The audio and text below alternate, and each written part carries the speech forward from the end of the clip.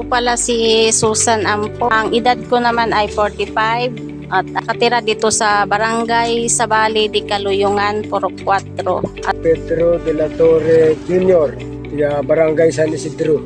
Ang edad ko 64. Rosita Limente, 59 po. Fatima Arcasalio, 53. Purok 4, Sitio di Caluyungan, Barangay Sabali. ang trabaho ko naman dito lang sa bahay, nagtitindahan. Wala naman akong trabaho. Dito lang, tagabantay lang ako ng tindahan ko. Pinagkakita natin sa araw-araw na nakikita na po kami ng mga gulay. Nagkakitaan po namin ay sa small farming. So, nagtatanim ng gulay, saka buy and sell. Bumibili kami ng mga ibang produkto tulad ng saging at saka iba pang prutas na pwedeng ibenta sa palengke. Suliranin yung pagkain kung saan kukuha kasi minsan walang trabaho yung kapatid ko, tapos ako dito lang sa tindahan, tapos may nag-aaral na Marami na niya eh. Una-una, paunahan natin, bigas, di ba? Sabi nila, pababa ang bigas at lalong tumataas, hindi pumababa. Araw-araw sa lilangan, tulad ng mga panilangan sa pang-araw-araw natin, pera o bigas. At yan sinasabi nila na mababa ang presyo ng mga bilihin tulad ng bigas. Eh, hanggang ngayon ang bigas ay pataas ng pataas, wala nang mapapamura ka na lang sa presyo pag nagtatanong ka. Kung ang dati ang isda ay mabibili kang mababa ang kilo, ngayon mapapaaray ka na kasi wala kang mabibili sa halagang 50. Lahat ay nasa 100 na mahigit. mga anak ko. Kaya ang inspirasyon na ang bawat isa, yung pagmamahal ng bawat isa sa pamilya. Ating gobyerno na sana magbabago yung mga bilihin po natin, mga presyo, kasi parang pamahal na po. Yung po una-una pong hinahanap. Barangay kasi, kumbaga mayroong kinikilingan eh. Hindi ka na napapansin, kumbaga ang pangangailangan ng bawat barangay, yung mga naninirahan, sila lang yung mga kalahat ngayon ay dapat ay makakatanggap ka kasi sa mga nanggagaling sa gobyerno. Hindi nila lampasan dito eh.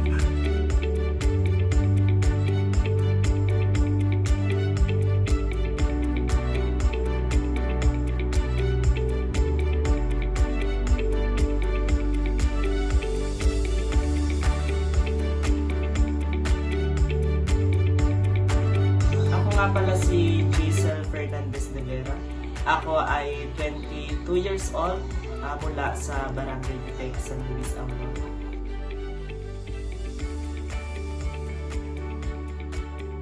Ang kabuhayan ng aking pamilya ay farmers, nagtatanim ng palay, nagtatanim ng mga gulay na kung saan ito yung pangunahing pinagkukunan namin ng hanap buhay.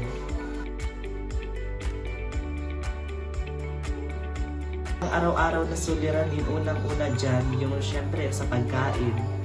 Sumunod yung mga bills, kagaya ng sa kuryente.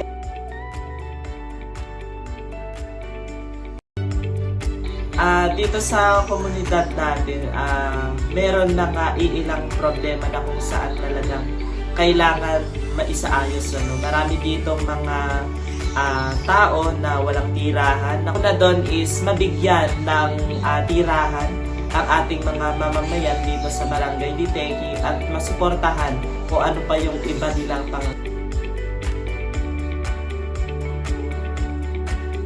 Unang-una ang nais kong gawin pagdating sa ating barangay, syempre, maibigay yung yung dapat para sa ating mga kabarangay. Unang-una, sabi ko nga kanina, is tirahan. At ayan, ongoing na magkakaroon na ng tirahan ang mga kapatid natin, yung mga mamamayan dito sa barangay.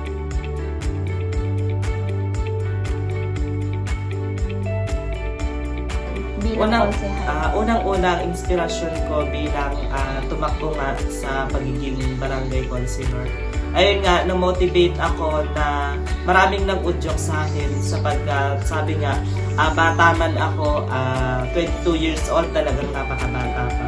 Pero binigyan ako ng pagkakataon na tinudyok ng mga tao na ako'y tumakbo at kanilang sinuportahan. Ang naging inspirasyon ko unang-una ay ang mga taong nangangailangan, yung mga taong dapat tulungan, na yung mga taong nais na talagang maibigay kung ano yung mga karapatan nila, kung ano yung mga nais nila, at kung ano yung pangangailangan nila sa buhay. So,